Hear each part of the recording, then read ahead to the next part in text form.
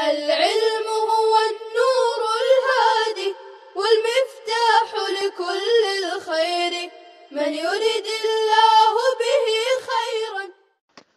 بسم الله الرحمن الرحيم. الحمد لله رب العالمين والصلاة والسلام على رسوله الكريم وعلى آله وصحبه أجمعين.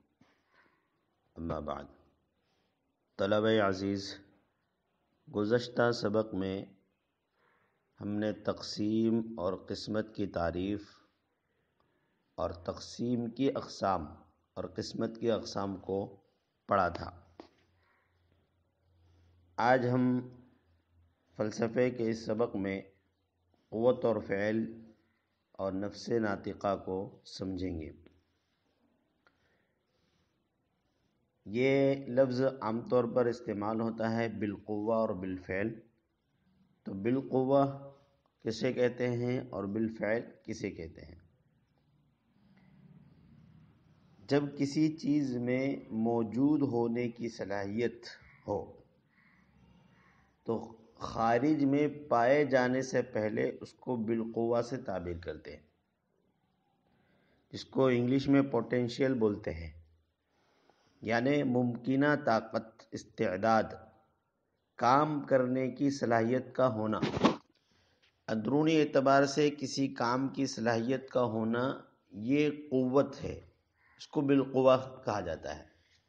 جیسے انسان پیدا ہوتے ہی انسان کے اندر لکھنے کی صلاحیت ہوتی ہے، تو یہ کہہ سکتے ہیں کہ انسان کاتب بالقوہ ہے، لیکن جب وہ مشق کر کے باقاعدہ لکھنے والا بن جاتا ہے تو پھر کہیں گے کہ کاتب بالفعل ہے۔ تو کسی صلاحیت کا موجود ہونا جب تک خارج میں اس کا اظہار نہ ہوا ہو تو اس کو کہتے ہیں بالقوہ، اور باقاعدہ وہ چیز عمل میں آ گئی ہو اس قوت اور طاقت کے ذریعے سے تو اس کو بالفعل سے تعبیر کرتے ہیں۔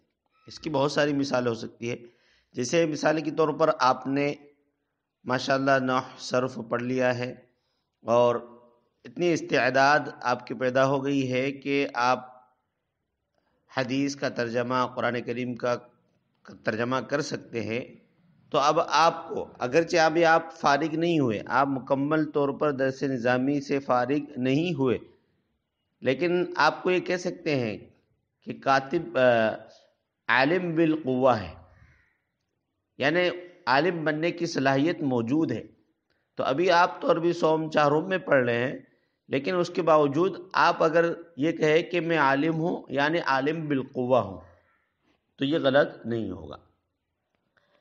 اب بالفعل کو بھی سمجھ لیجئے کہ اب کوئی شخص اس درس نظامی کو مکمل کر لیتا ہے اور ہفتم کا درجہ پڑھ لیتا ہے، فارغ ہو جاتا ہے، تو اب وہ بالفعل عالم ہے، اس کو سند بھی مل گئی ہے، اور اس نے احادیث وغیرہ کی ہمارے اکابر نے جو ایک نظام بنایا ہے تو اس کے مطابق اس نے وہ کورس اور وہ تعلیم مکمل کر لی، لہذا اب وہ عالم بالفعل ہے۔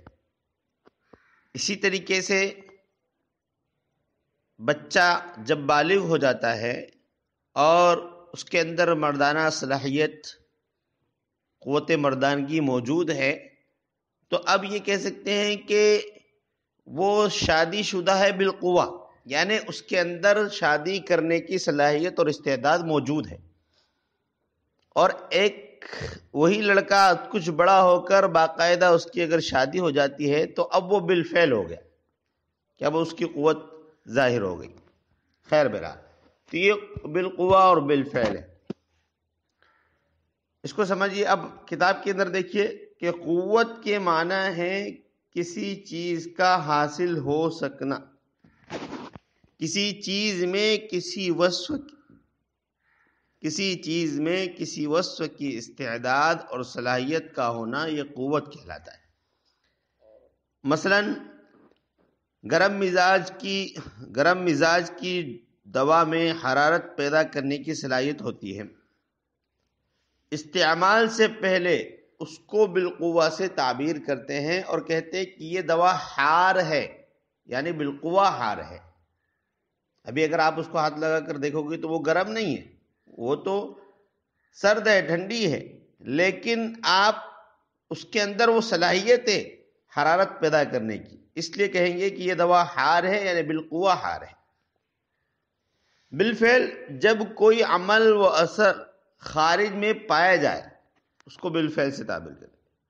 فعل کے معنی ہے کسی کام کا تینوں زمانوں میں سے کسی زمانے میں حاصل ہونا، کسی چیز میں کسی وصف کا ظاہر اور موجود ہونا فعل کہلاتا ہے۔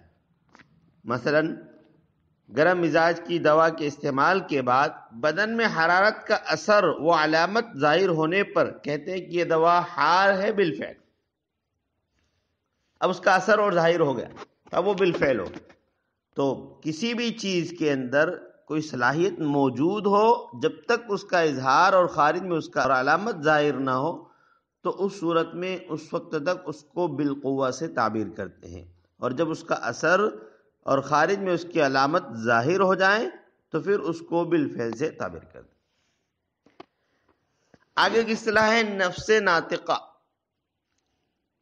نفس ناطقہ ایک قوت ہے جو انسان کو دوسرے حیوانات سے ممتاز کرتی ہے، اور بعض حضرات کہتے ہیں کہ نفس ناطقہ جو انسان میں موجود 3 ضروری قوتیں ہیں ان کے مجموعے کا نام نفس ناطقہ ہے، اس لیے کہ اللہ رب العزت نے انسان کے اندر 3 قوتیں رکھی ہیں: قوت حیوانیہ، قوت نفسانیہ اور قوت طبعیہ۔ قوت حیوانیہ یہ جسم کے حیات کے لیے اصل ذمہ دار یہی قوت ہے۔ اس کا عضو رئیس جو سب سے بڑا اور ہیڈ باڈی پارٹس ہے وہ قلب ہے، دل ہے۔ دوران خون کا نظام، شریان، وریدیں اور آکسیجن حاصل کرنے کی غرض سے نبض کی حرکات سب اس کی خدمت کے لیے وقف ہے۔ ایک دوسری قوت ہے قوت نفسانیہ۔ احساس و ادراک اسی قوت سے وابستہ ہے۔ اس کا عضو رئیس دماغ ہے۔ حواس خمسہ ظاہرہ و حواس خمسہ باطنہ اور نظام اعصاب اس کی خدمت کے لیے وقف ہے۔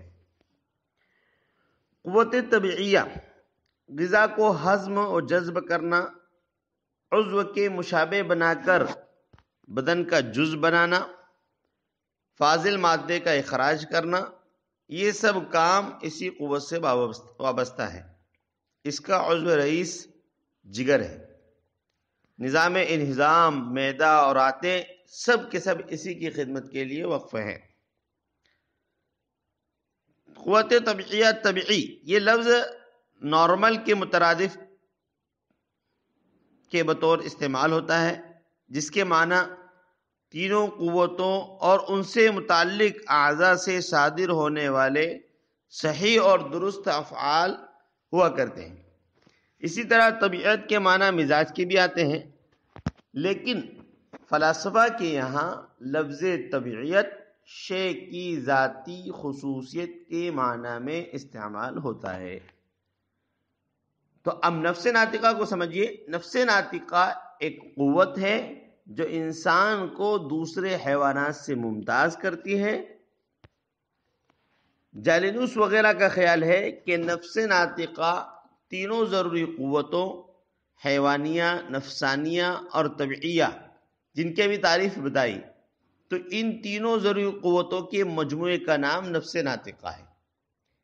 اسی نفس ناطقہ کے تحت ایک طرف تو انسان کے اندر علم حاصل کرنے کی استعداد پائی جاتی ہے جسے قوت عاقلہ کہا جاتا ہے، اور دوسری طرف اعصاب میں ارادہ اور احساس کی صلاحیت پائی جاتی ہے جسے انسان اعمال و افعال اور حرکات کرتا ہے، اس سے حرکات صادر ہوتے ہیں، اسے قوت فاعلیہ کہا جاتا ہے۔ تو یہ ہے نفس ناطقہ۔ تو آج ہم نے پڑھا بالقوہ اور بالفعل، قوت کس کو کہتے ہیں، فعل کس کو کہتے ہیں، اور نفس ناطقہ کس کو کہتے ہیں۔ اسی پر ہم اپنے سبق کو اختتام کے حوالے کرتے ہیں. اللہ تعالی ہم سب کو علم نافع عطا فرمائے، ہمارے اس پڑھنے پڑھانے کو قبول فرمائے. صلی اللہ تعالی علی خیر خلق محمد وعلی آلہ وصحبہ اجمعین. السلام عليكم. لا تنسوا الاعجاب بالفيديو والاشتراك في القناة تشجيعا لنا لنستمر بنشر المزيد إن شاء الله.